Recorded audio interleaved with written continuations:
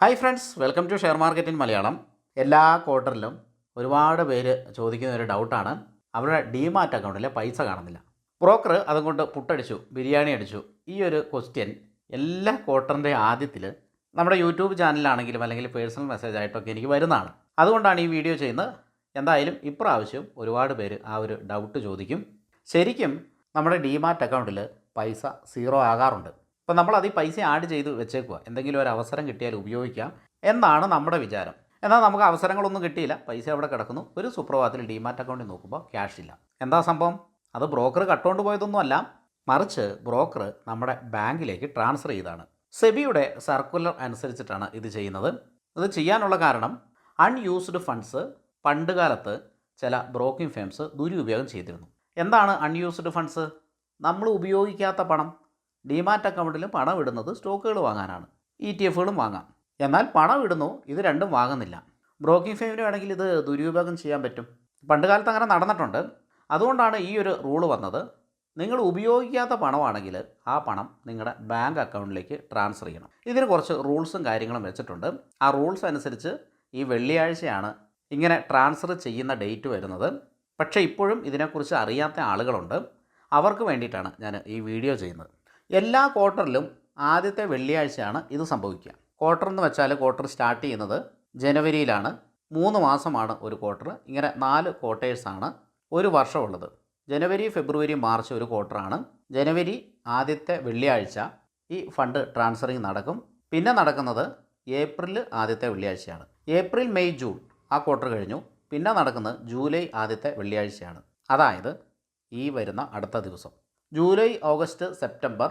പിന്നെ നടക്കുന്നത് ഒക്ടോബർ ആദ്യത്തെ വെള്ളിയാഴ്ചയാണ്. October, November, December. അങ്ങനെ ആ ഒരു വർഷം കഴിഞ്ഞു, 4 ക്വാർട്ടറും കഴിഞ്ഞു. ഇങ്ങനെ 4 പ്രാവശ്യം അല്ലാതെയും ട്രാൻസ്ഫറിങ് നടക്കാം. ഈ കാര്യം അറിയാവുന്നവർക്ക് ചിലപ്പോൾ ഞാൻ ഈ രണ്ടാമത് പറയുന്ന കാര്യം അറിയണമെന്നില്ല. അപ്പോൾ അത് എങ്ങനെയാണെന്ന് നോക്കാം. നമ്മൾ 1 മാസമായിട്ട് നമ്മുടെ ഡിമാറ്റ് അക്കൗണ്ട് ഉപയോഗിക്കുന്നില്ല, നമ്മൾ ഇനാക്റ്റീവാണ്. അങ്ങനെയാണെങ്കിൽ ഡിമാറ്റ് അക്കൗണ്ടിൽ ക്യാഷ് കിടപ്പുണ്ടെങ്കിൽ 1 മാസത്തിന് ശേഷം ഈ ഫണ്ട് നമ്മുടെ ബാങ്ക് അക്കൗണ്ടിലേക്ക് ട്രാൻസ്ഫർ ചെയ്യാം.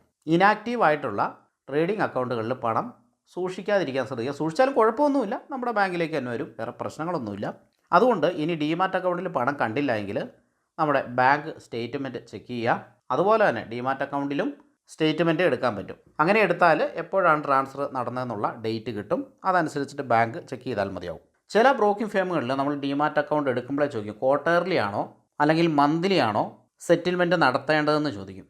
അപ്പോൾ നമ്മൾ മന്ത്ലി ആണ് കൊടുത്തിരിക്കുന്നതെങ്കിൽ അങ്ങനെ സെറ്റിൽമെൻറ്റ് നടത്തുന്നതും ആ മാസത്തെ ആദ്യത്തെ വെള്ളിയാഴ്ചയായിരിക്കും. വെള്ളിയാഴ്ച വിട്ടൊരു കളിയില്ല. എങ്ങനെ ക്വാർട്ടർലി സെറ്റിൽമെൻറ്റ് നടത്തിയാലും അത് വെള്ളിയാഴ്ച ആയിരിക്കും നടത്തുക. പക്ഷേ എനിക്ക് ചില അനുഭവം ഉണ്ടായിട്ടുണ്ട്. ചില ബ്രോക്കിംഗ് ഫേമിൽ നിന്ന് വെള്ളിയാഴ്ചയ്ക്ക് മുമ്പ് ഫണ്ട് വന്നിട്ടുണ്ടായിരുന്നു. കാരണം ഈ വെള്ളിയാഴ്ച എല്ലാ ട്രാൻസാക്ഷൻ നടത്താൻ ബുദ്ധിമുട്ടുള്ള ബ്രോക്കിംഗ് ഫേം ആയിരിക്കും അങ്ങനെ ചെയ്യുന്നത്. എനിക്കത് വന്നത് സെറോദയിൽ നിന്നാണ്. ബാക്കി എല്ലാ ബ്രോക്കിംഗ് ഫേമിൽ നിന്ന് കറക്റ്റായിട്ട് വെള്ളി, ശനി ദിവസങ്ങളിലാണ് വന്നിട്ടുള്ളത്.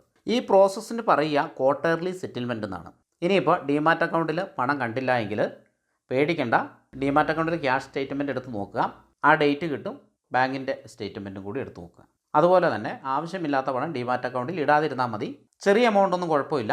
വലിയ എമൗണ്ട് ആണെങ്കിൽ നിർബന്ധമായിട്ട് നിങ്ങളത് യൂസ് ചെയ്യുന്നില്ലെങ്കിൽ നിങ്ങൾ തന്നെ വിഡ്രോ ചെയ്യുക. പണം ആവശ്യമുള്ളപ്പോൾ മാത്രം ഡിമാറ്റ് അക്കൗണ്ടിൽ ഇടുക. ഇതിന് കൂടെ വേറെ ഒരു കാര്യം കൂടി ആഡ് ചെയ്യാനുള്ളത്, ഇപ്പോൾ ഒരു ക്വാർട്ടർ റൺ ചെയ്യുവാണ്. ഈ വെള്ളിയാഴ്ചയാണ് ആദ്യത്തെ സെറ്റിൽമെൻറ്റ് ഡേ. എന്നാൽ നമ്മൾ അക്കൗണ്ട് ഓപ്പൺ ചെയ്യുന്നത് ഈ വെള്ളിയാഴ്ച കഴിഞ്ഞിട്ടാണെന്ന് വിചാരിച്ചോ. അതായത് ഒരു ക്വാർട്ടറിലെ ആദ്യത്തെ വെള്ളിയാഴ്ച കഴിഞ്ഞതിന് ശേഷമാണ് നിങ്ങൾ ഡിമാറ്റ് അക്കൗണ്ട് ഓപ്പൺ ചെയ്യുന്നതെങ്കിൽ ആ ക്വാർട്ടറിൽ പിന്നീട് നിങ്ങളുടെ പൈസ ബാങ്കിലേക്ക് വരാനുള്ള സാധ്യതയില്ല. അടുത്ത ക്വാർട്ടർ മുതൽ അത് വന്നു തുടങ്ങും.